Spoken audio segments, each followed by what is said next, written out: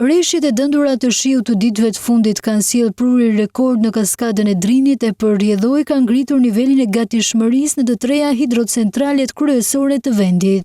Niveli hidrocentrali të Fierzës mëngjesin e së premtes ishte në kuotën e 289.8 metra, afro 6 metra larg nivelit maksimal.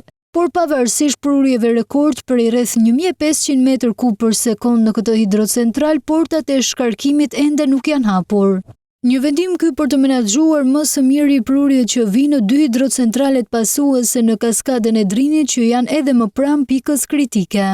Teksa prurjet në hidrocentralin e Komanit arrin në 500 m3 për sekond, niveli i ujit në këtë hidrocentral është 173.3 metra, më pak se 3 metra larg pikës maksimale.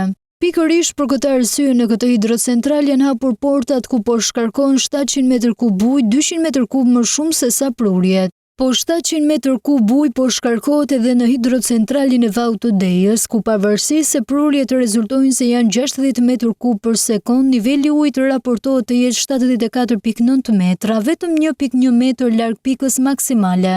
Korporata elektroenergjetike shqiptare bën me dije se situata po monitorohet në mënyrë të vazhdueshme për shkak se rreshjet e dëndura të shiut pritet të vijojnë edhe në ditët e ardhshme.